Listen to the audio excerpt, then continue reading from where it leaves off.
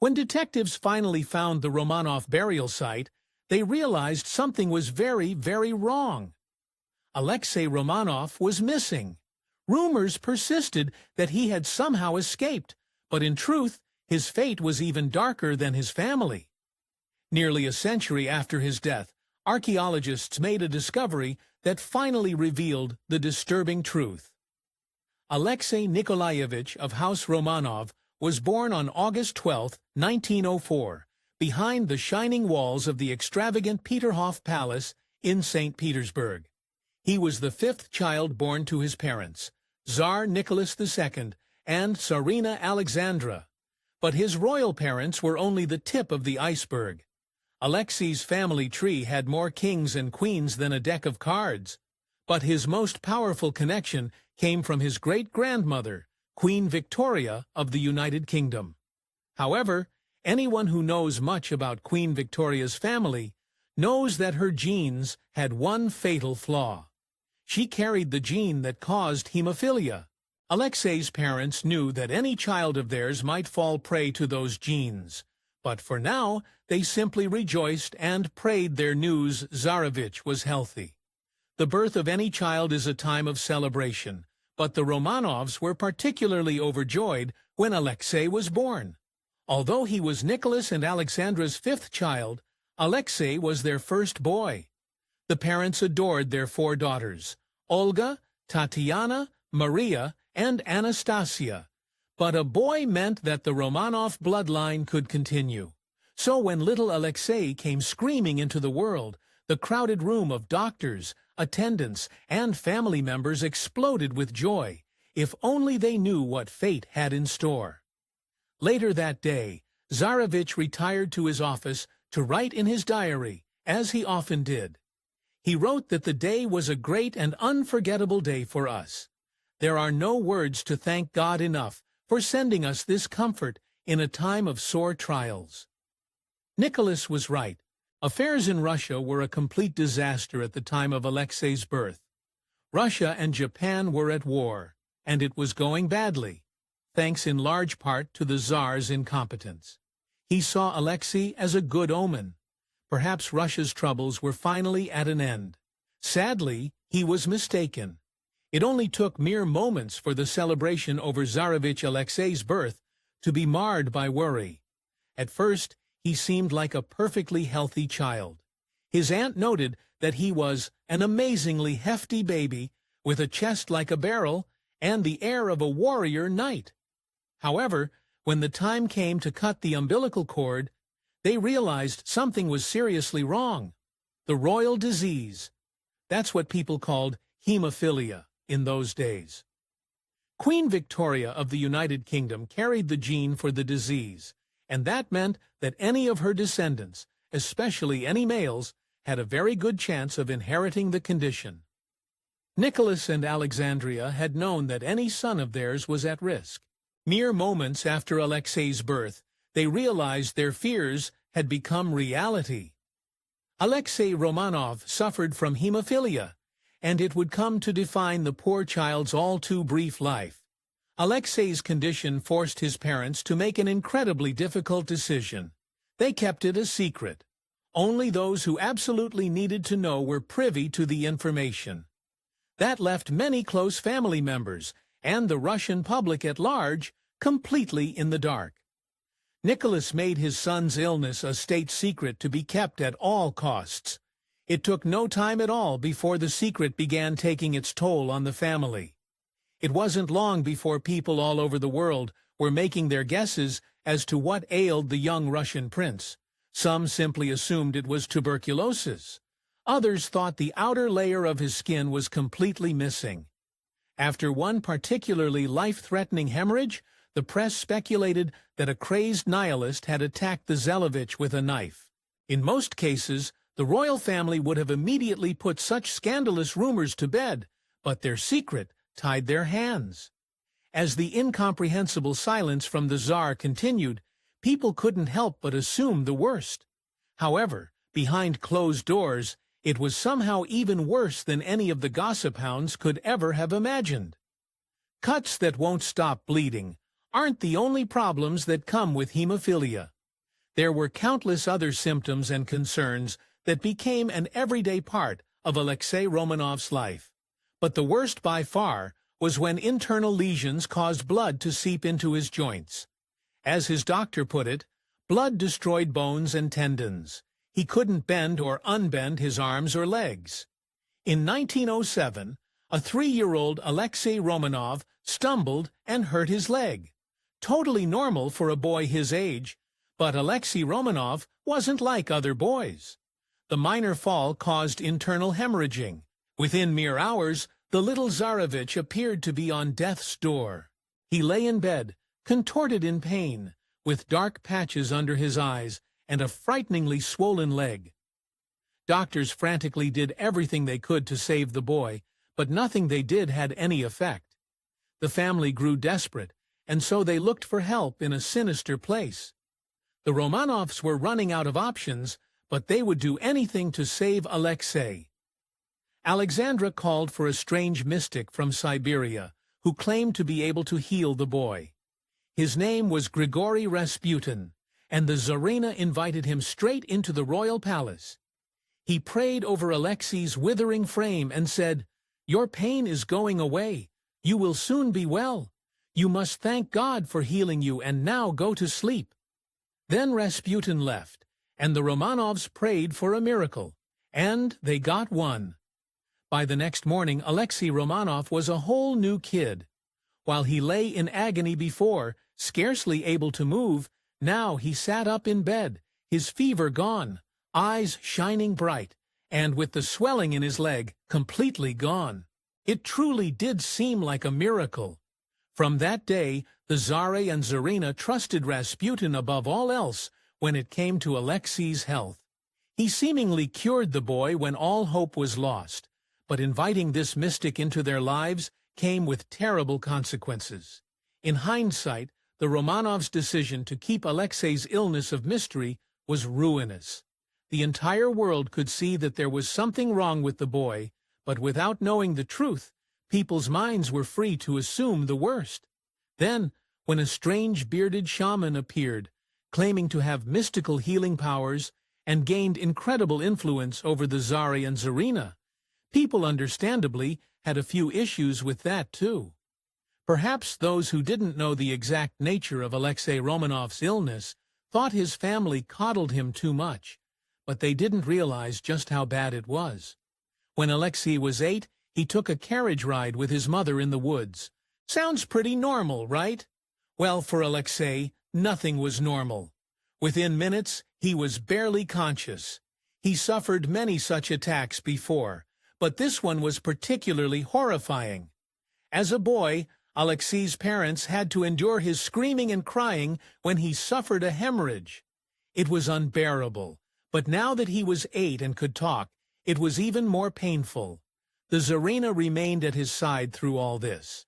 Tsar Nikla sat with her as long as he could bear, but he would always eventually have to leave the room in tears, unable to watch his son suffer. Alexandra had only one option left. She sent a telegram to Rasputin. This time, Rasputin wasn't around to pray at Alexei's bedside, but his words still filled the Tsarina with hope. He simply wrote, "The little one will not die. Do not allow the doctors to bother him too much." And that's just what she did. Despite their protests, Alexandra limited the doctor's contact with her son and prayed Rasputin's words would come true. The doctors simply could not believe it when Alexei made his sudden recovery within mere hours of Rasputin's telegram. They could find no medical explanation for the turnaround, but they couldn't deny that the boy was getting better. The days kept passing, and Alexei's strength kept building.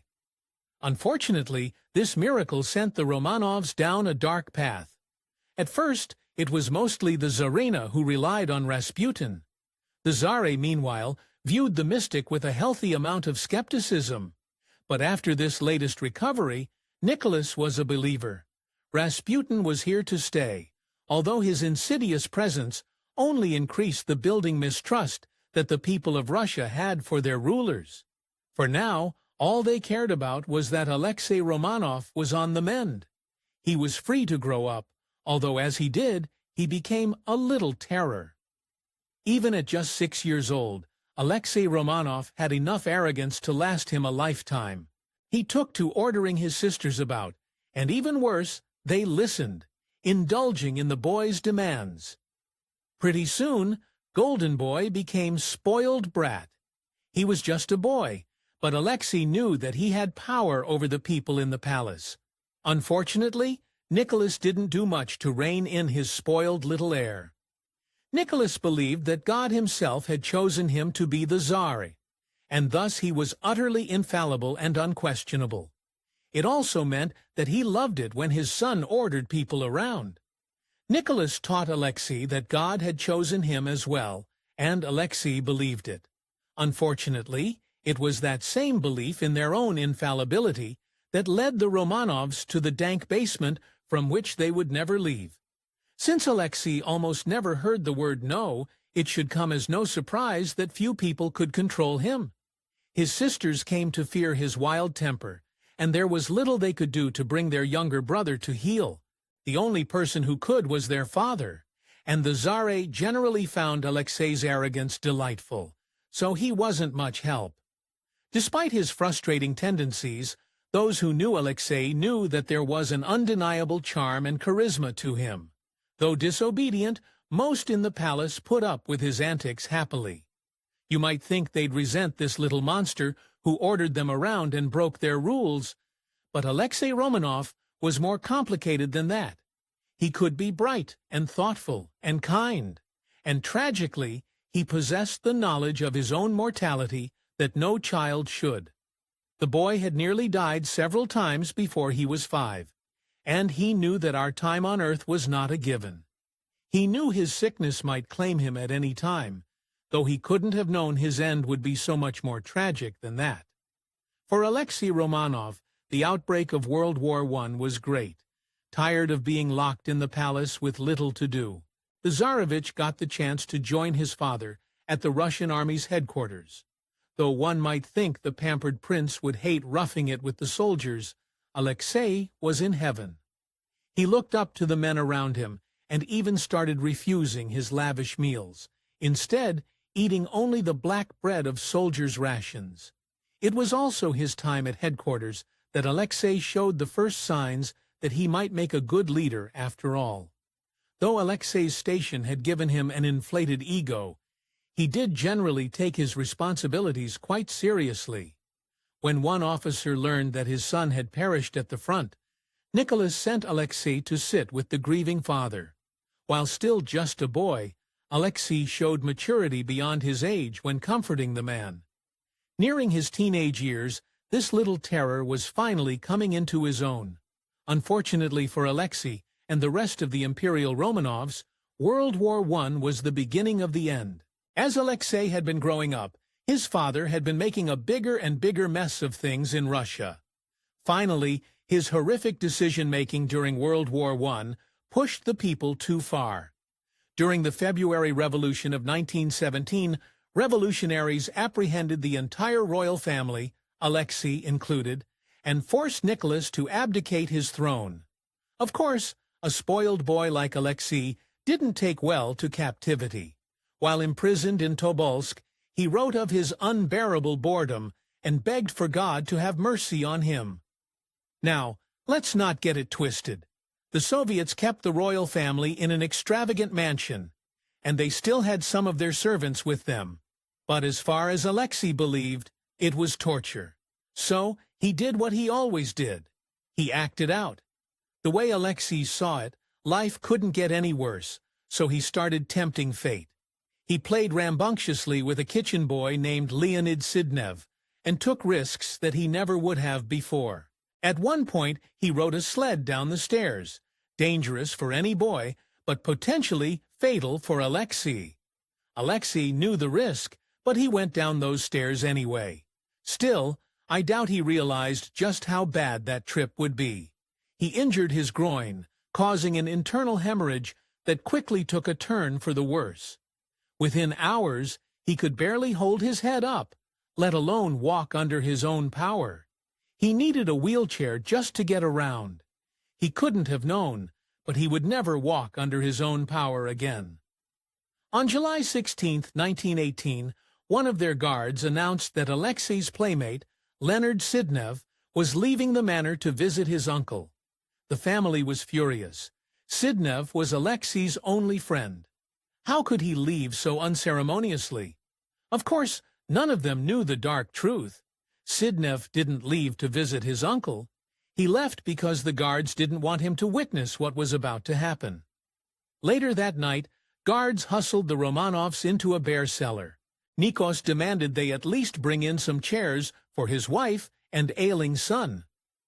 After bringing the chairs, a guard told the Romanovs to wait until a truck arrived to transport them to a secure location. However, just a few minutes later, the door reopened. This time, several guards filed inside, and one of them was holding a piece of paper. He faced the Romanovs and read it aloud. Nikolai Alexandrovich, in view of the fact that you and your relatives are continuing their attack on Soviet Russia, the Unravel Executive Committee has decided to execute you. After that, there was no time to react. Within moments, smoke and the acrid smell of gunpowder filled the room. The guards, whether untrained, nervous, intoxicated, or a combination of all three, failed to give any of the Romanovs a swift end. Their arms finally fell silent, but as the smoke began to clear, they quickly realized that the execution had gone horribly wrong. The first thing that pierced the silence were the moans of Romanov's children. The parents lay still, but Alexei and his sisters all still breathed. Each of them had jewelry sewed into their clothing, smuggled from the palace. The diamonds had managed to deflect the gunfire enough, so none of them had landed a fatal blow on any of the children. An officer ordered the guards to use their bayonets on the children instead. One by one, the remaining Romanovs' children stopped moving.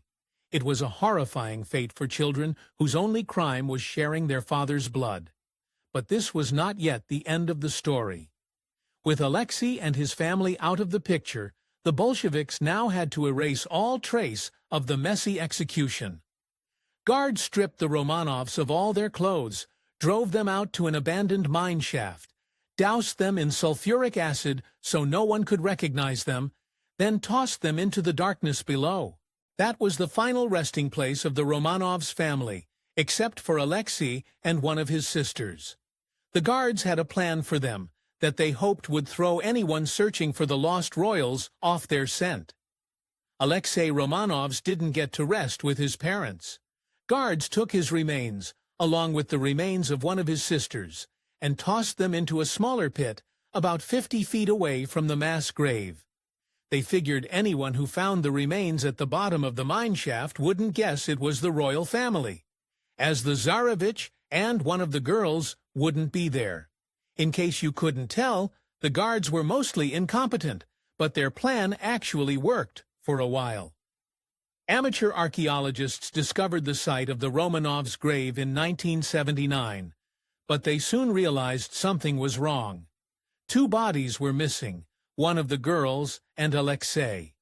Rumors persisted for decades that perhaps the boy had somehow escaped. Until 2007, nearly a century after his death, researchers found the remains of a preteen boy and a young woman in a fire pit nearby. DNA testing confirmed that the bones had belonged to Alexei and his sister, Maria. Finally, after a century, the mystery of the Romanovs' end was settled, once and for all. If you enjoyed this video and you'd like to see others like it, please don't forget to hit that subscribe button below and leave a like and comment on the video. Thanks for watching.